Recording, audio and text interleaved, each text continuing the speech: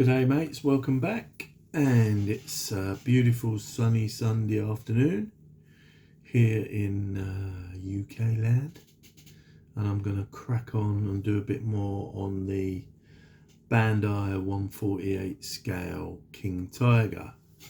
Hopefully I'll get the wheels on today, and maybe if we're lucky I'll get the rubber band tracks on, which I've done quite a bit of work on to make them look half decent.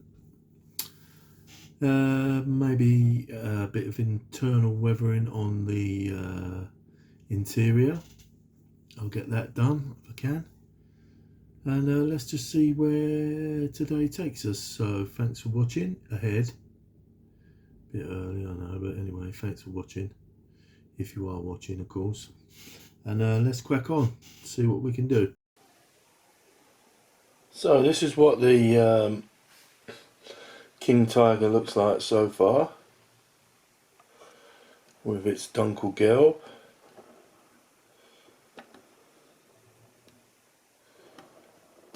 And the turret is on. It's not fixed or anything. Obviously I'm going to have it in that direction because I'm going to have the rear hatch open so you can see the engine detail.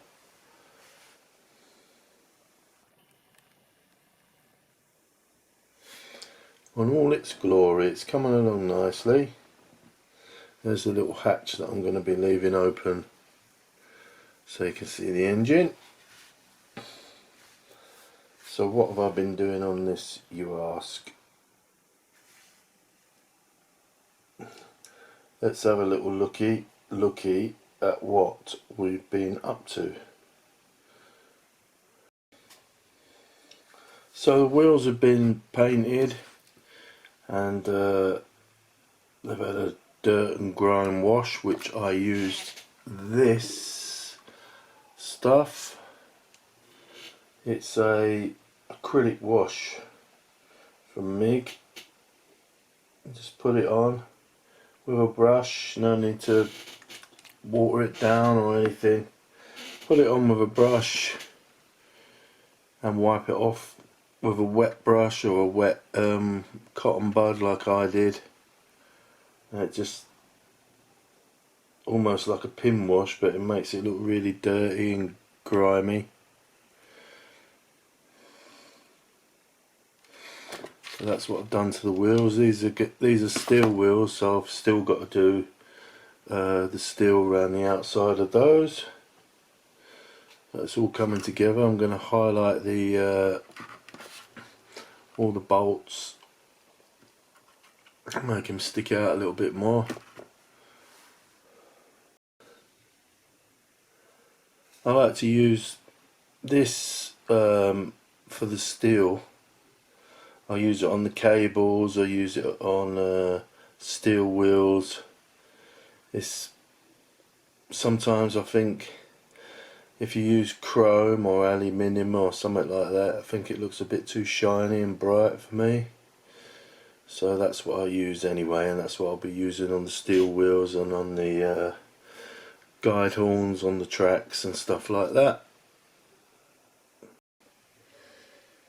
So that's my paint on my little plastic. That's just the lid from a jar of coffee.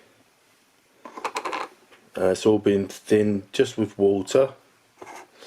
No need for anything else. Got an old brush here. Dip, dip, dip. And then we just go around the rim. I haven't got very steady hands. I haven't got very steady hands, I'm afraid. But if I just do it slowly, keep paint on the brush,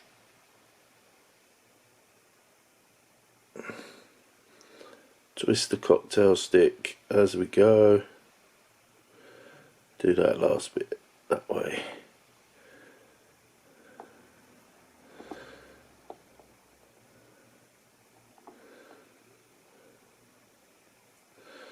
And then just round the rim.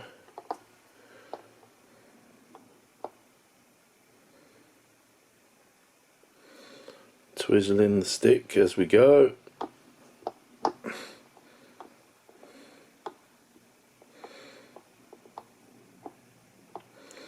Not forgetting the backside one.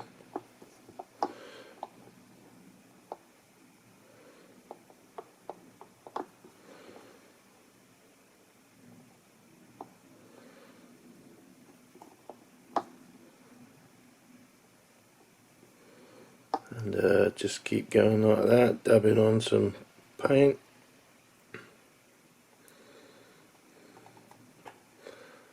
And there you have it.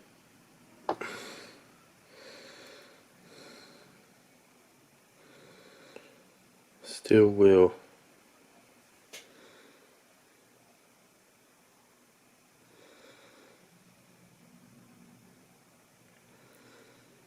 A bit missed there. So what I'll do is I'll crack on with them and we'll come back when they're all done. So I've done all the wheels in steel, the oily steel, and I've also highlighted the bolts with a little bit of the Dunkelgelb that was lightened with a bit of white. So that's the steel wheels done. There's one of the sprockets, you can see, bit of highlighting, a little bit of steel on the teeth, and the return roller, a little bit of steel. So they're all done, ready to rock and roll. I've got some little caps to put on. They're all painted and ready to go, and I'll put them on when all the road wheels are on. So we've got the interior all ready to go for the wash, the dirt and grime wash, and I'm going to use that again. Oh, butterfingers, yes I've got butterfingers. Use that again because I like the look of it on the wheels. It's just acrylic, as you can see, exactly what it says on the bottle. No need to thin it. It's ready to go as soon as it comes out of the whatever you call that. So I use my trusty little coffee lid, pour some out onto that. It's a little dropper bottle, so you get one drop at a time. No need to rush. What I shall do is have a slurp of my tea first. Oh, that's nice and cold. Ugh. Get my little trusty brush. So what we're going to do is give this underside a wash with this stuff.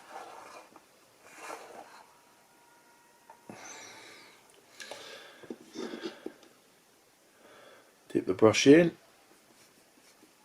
slap it on,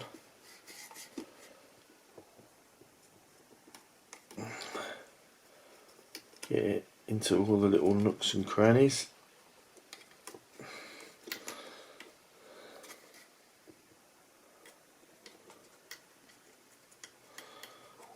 So we don't want it looking pristine and clean.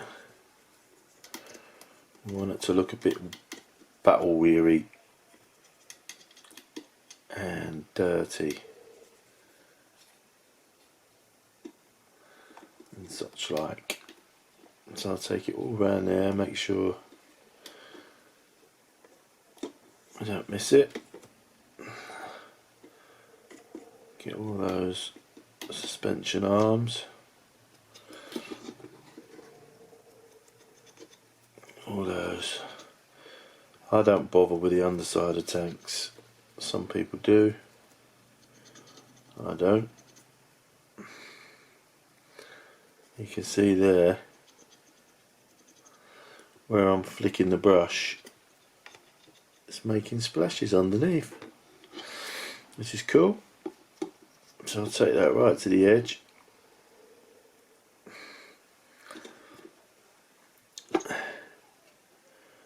Get the tops of those. It's very thin, this stuff, so be warned that it does splitter and splatter everywhere. Alright, that's one side.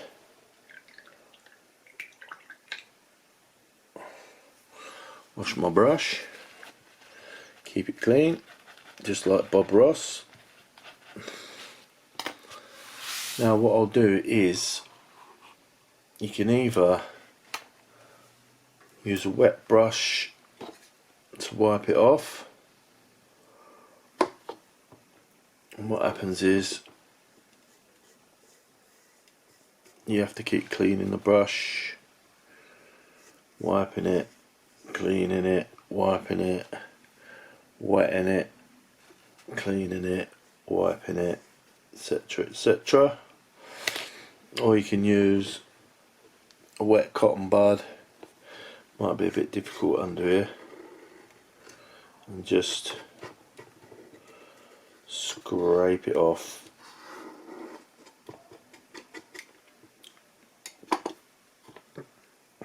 Like that.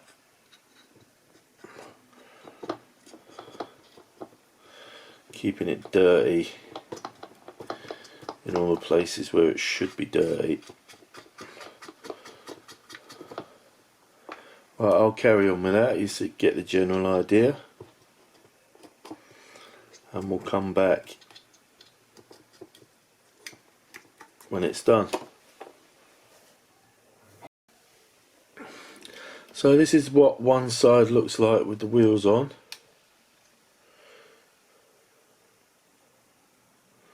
Pretty tasty, I reckon. Now, although I've done all that weathering under there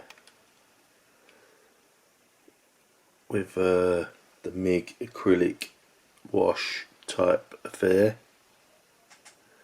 it's never going to be seen. But I like the look of it so far with the wheels on. They're just temporarily on there, and obviously those ones behind have got to have their little caps on, which I shall put on. Now if we put the upper hull on, you can see what I mean about that weathering's never going to be seen, but it's done.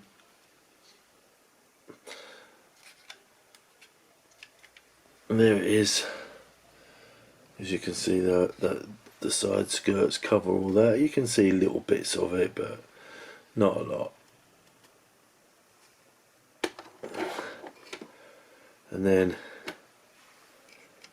the turret goes on.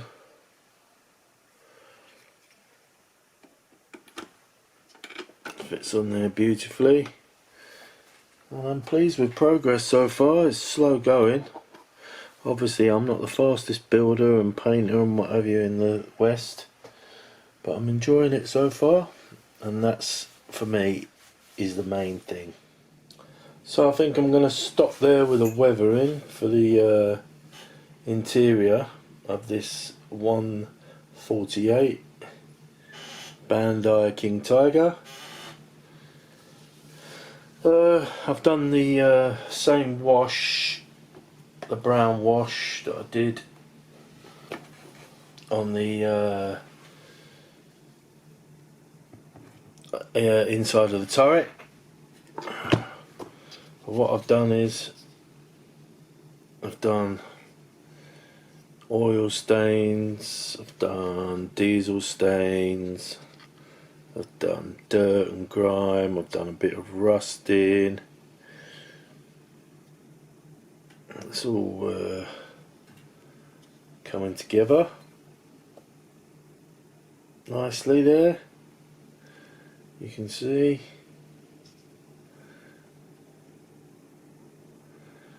All done.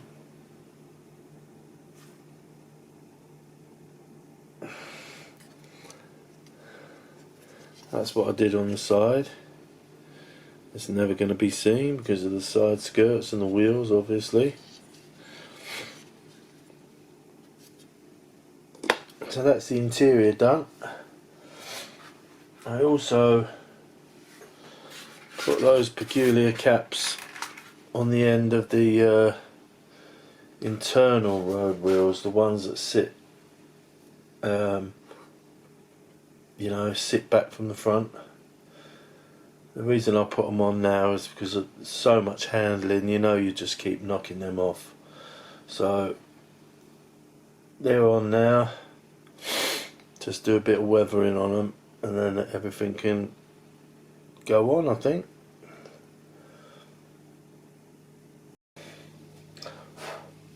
So I'm now ready to put the running gear on. I'm going to glue it on and let's see how we get on with this. We've got our drive sprocket, which I shall glue in there.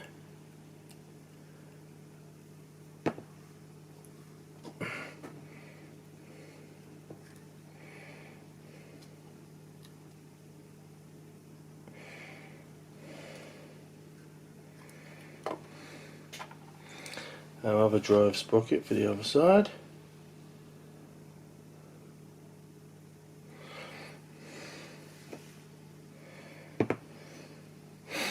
Still got a bit of blue tack from when I temporarily put it on earlier today. Yeah, glue.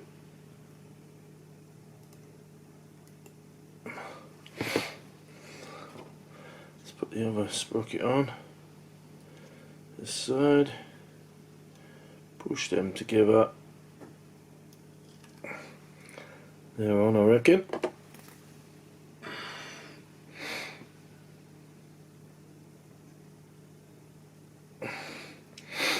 Right. Now the way the wheels go on this, it's kind of intermittent with the ones with the big caps on them. And they go on the short piece there. 1, 2, 3, 4. 1, 2, 3, 4.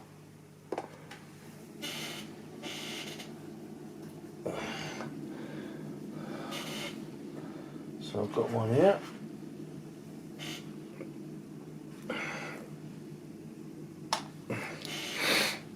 That's one of the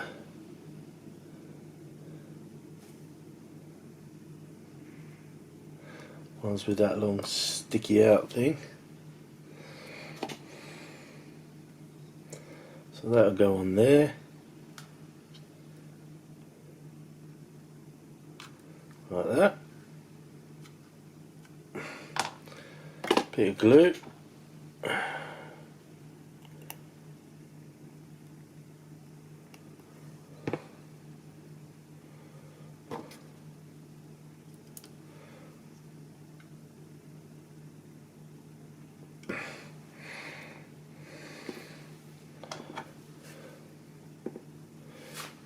One of the regular wheels now without that sticky out cap.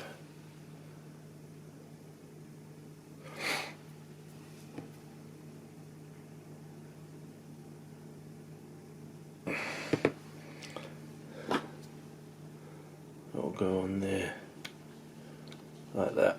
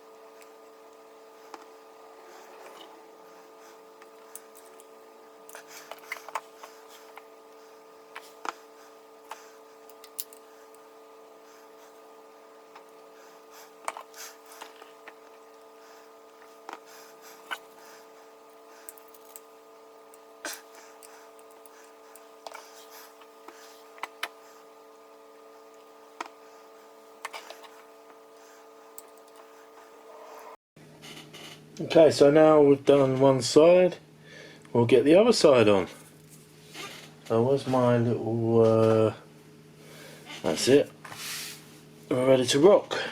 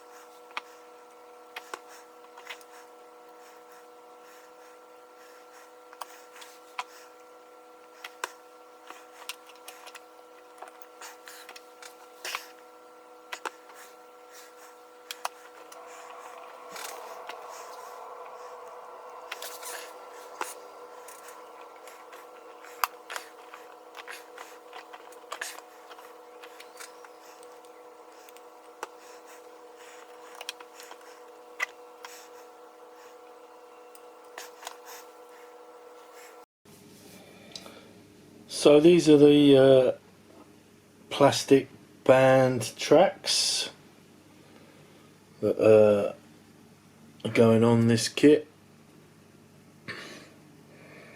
painted with dark tracks,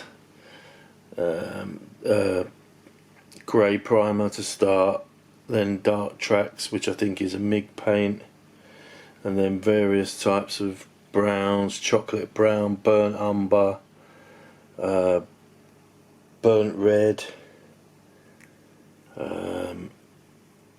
rust colours, and then gone over with the trusty graphite stick for the wear on the tracks there, and also on the inside on the guide horns and on the inside of the track where the wheels run. So this might get a bit ugly because they're not the easiest things to put on, but we'll give it a go. Hopefully the wheels are on there tight enough because they've been glued on.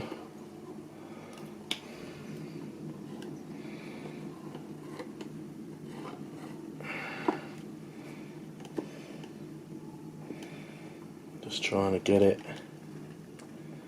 around the it's twisted there, so just need to straighten that up, turn around bright eyes, grab it like that, pull it through.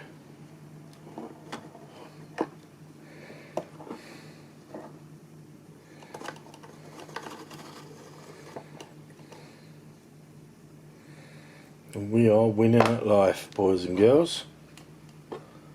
Winning at life. And what I want to try and do is make sure that a couple of the pins on the sprocket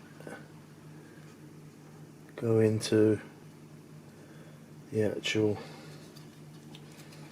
holes in the track. There's one. There's another. There's another.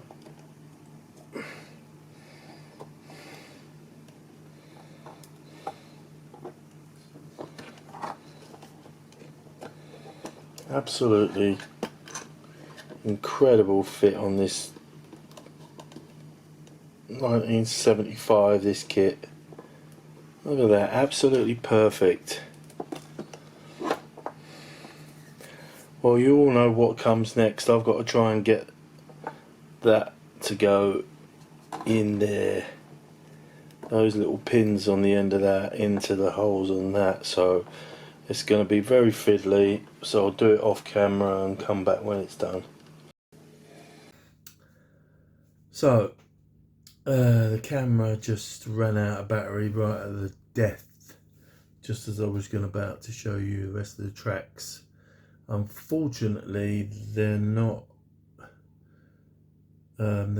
sticking together very well. I've had to clamp them with two little mini clamps like this. So I'm going to leave it for today and let that stay clamped for about an hour or so. Then I'll go down, have a cup of tea, come back in about an hour and see what it looks like. If it's all okay, I'll get the other side on, and I think the next video will be the final reveal, because I feel like I'm spamming it a bit much with all these updates. So sorry for that. You've seen most of it anyway, what I've done today. I mean, you haven't missed anything. The battery on that camera doesn't seem to last very long. Anyway, it's a beautiful sunny day outside. I'm going to go downstairs, have a cup of tea, maybe open the back door, see if the dogs want to go out for a little wander around the garden. And I'll see you all very soon. Thanks for watching. Model on, my friends.